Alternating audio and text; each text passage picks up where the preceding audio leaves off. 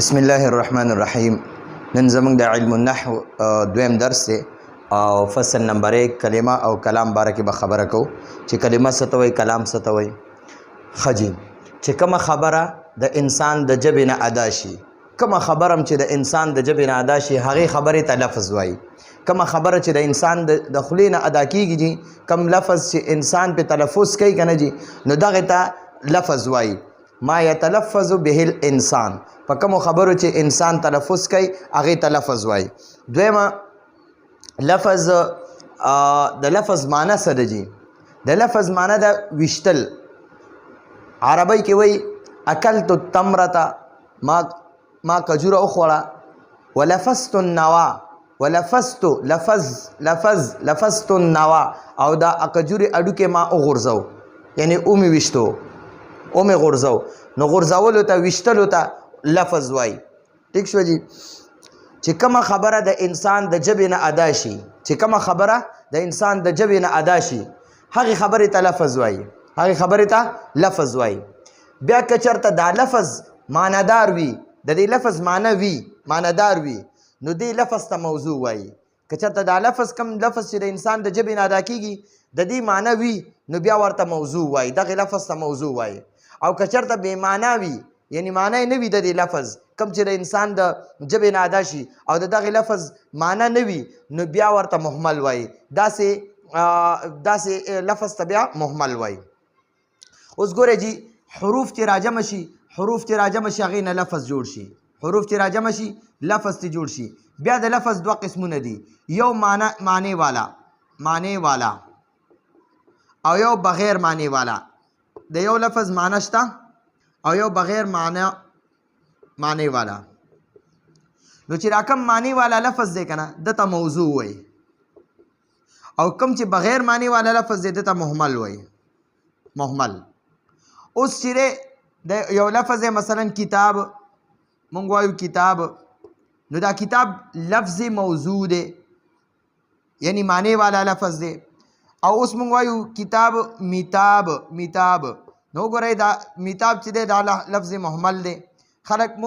مونږ خلک وایو که نه کتاب میتاب، قلم ملم، چای مای او دغه شانتې ناسته واسته، دغه بل لفظ چې ورسره استعمالو نو دغه بل لفظ محمل وي. کتاب لفظ موضوع دی، کتاب لفظ موضوع دی، او دا میتاب لفظ محمل دی. قلم لفظ موضوع دی او ملم لفظ محمل دی. دیوار میوار، دیوار چې دی لفظ موضوع دی، معنی شته، او میوار چې دی دا لفظ محمل دی، معنی نشته. دغه شان بازار مازار، نو بازار خو دا لفظ موضوع دی، او دا مازار چې دی که نه د معنی نشته، دا لفظ محمل دی. نو څه پکې لفظ موضوع وي چې د کم لفظ چې معنی وي هغې ته لفظ موضوع وایي، د کم لفظ چې معنی نه وي هغې ته لفظ محمل وایي. بیا په عربی ژبه کې د لفظ موضوع، یعنی معنی والا لفظ ته لفظ موضوع وایي، معنی والا لفظ ته لفظ موضوع وایي، معنی والا لفظ ته لفظ موضوع وایي. په عربی ژبه کې د لفظ موضوع دوه قسمونه دي، په عربی ژبه کې د لفظ موضوع دوه قسمونه دي، یو ته مفرد وایي، یو ته مرکب وایي. اوس دا چې کوم مفرد دی دا څه ته وایي؟ وایي دا یو لفظ وي چې یو لفظ وي او یو معنی وي. لکه مثلا فرس اس ته وایي، نو ګورئ دا فرس یو لفظ دی او یو معنی د اس، بل شیز ته فرس نه وایي.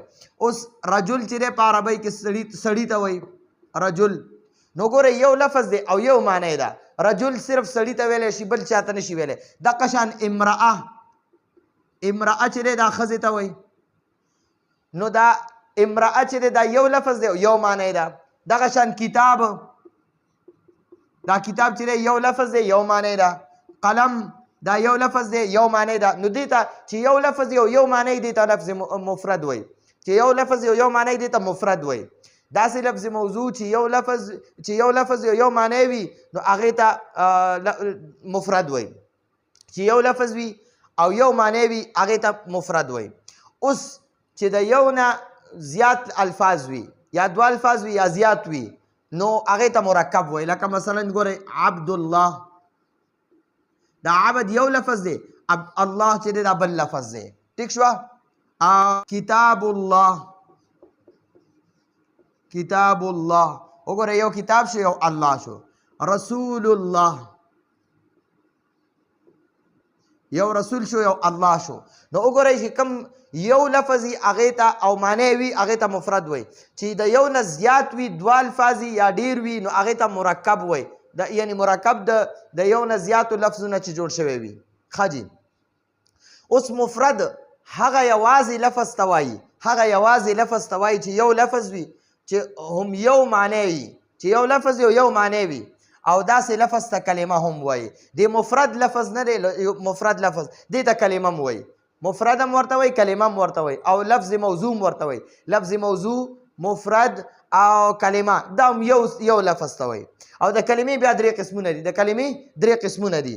یو اسم نوم ته وایي، یو فعل کار ته وایي، یو حرف نو دا خپل قسمه حروف ته انشاءالله په خپل ځای به راځي. نو د کلمې یا د لفظ موضوع دا د دې درې قسمونه دي، یا د مفرد، کلمې ته مفرد هم وایي، لفظ موضوع هم ورته وایي، او کلمه هم ده. د کلمې درې قسمونه دي، اسم، فعل، حرف. نو دا زمونږ د نن ورځې درس و، راتلونکي درس پورې اجازت غواړو. هذا هو المرام، والله اعلم بحقیقة الکلام.